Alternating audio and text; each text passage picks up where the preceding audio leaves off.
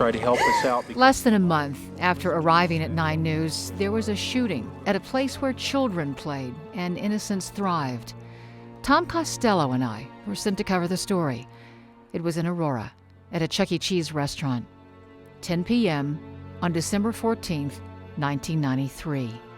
4 employees killed, 1 gravely wounded. Adele Arakawa is there. Adele? The next month, the Northridge earthquake in California.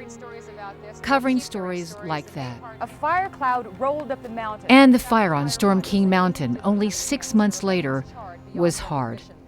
It always is, when it's the kind of news and events that devastate families and communities. Not a year later, the Oklahoma City bombing, then the trial of Timothy McVeigh in Denver. They all have a place in my mind, not because they define that particular moment, but because they reveal the resilience, courage, and heart of those impacted by those stories. Columbine touched me the deepest. I had a son in high school at the time, and it resonated. Often through these experiences, we as journalists form a lasting connection and bonds with those impacted by these events. Al and Phyllis Velasquez are the parents of Kyle Velasquez. Kyle died at Columbine. In the years that followed, Phyllis had life-threatening health problems, and Al goes through dialysis once a week as he waits for a kidney. He's been on the list for 7 years. Doctors amputated part of his leg 2 weeks ago.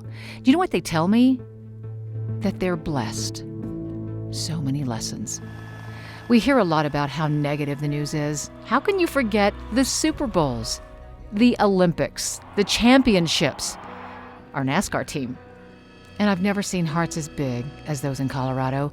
Race for the Cure, 9 Cares Colorado shares, Stuff for Students, and 9 Who Care. And there was a personal connection with a place that I never lived, but where 9,000 Japanese Americans did during World War II. I got to make the pilgrimage to Camp Amachi in remote southeastern Colorado and learned about history, heritage, and the importance of making sure something like this never happens again in this country. There's no way to chronicle the past 23 and a half years at 9 News in the short amount of time allotted here. Suffice it to say that I am humbled and I am grateful. And I leave an industry after 43 years with pride, with love, appreciation, and admiration for my friends and colleagues at 9 News, and deep gratitude to those of you who have invited me into your home for these many years.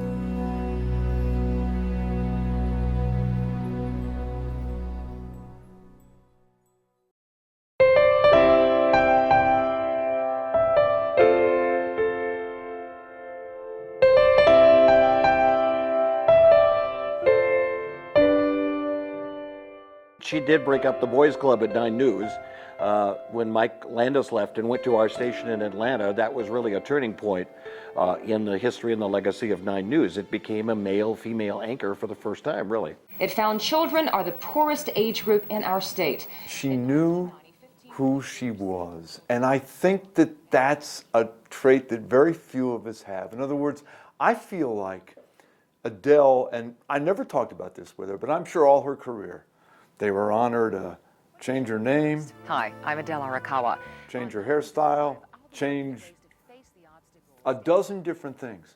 But when I was around her, she was rock solid. She knew who she was, she knew how she wanted to do it, and I think that that is so unique in our business. As you know, most people, they prey on your insecurity and you'll do anything to survive. She was never like that. The slug is stand-up funeral. Stand-up funeral? Stand-up funeral, yes. Which is? Adele and I sat at the 9 News anchor desk for 11 years, from 1993 when she arrived until 2004 when I retired. This is a story that she tells about her very early days, like the first week. And she had obviously not been forewarned about my frequent bursts of temper. And so one day during the 5 o'clock news, I slammed my hand down on the desk. And she was so astonished and shocked at that she came flying out of her chair. This is only a slight exaggeration, of course, but she probably went 3 feet in the air. And on her way down, she says that she thought, what have I gotten myself into? And we had a fun little bit that I'd sit down next to her and she's right here and I just punch her in the shoulder like that and she'd kind of go like that, then bounce back. That was our little thing that we'd do. She had amazing powers of concentration.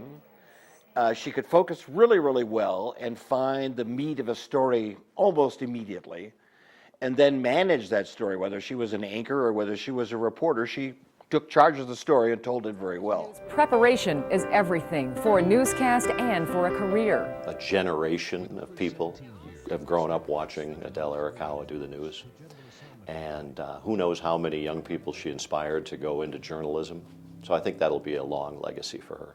It would be too easy to say that she's the most successful woman to have come through. I think she's one of the most successful broadcasters. In any Mount Rushmore, she's on the mountain.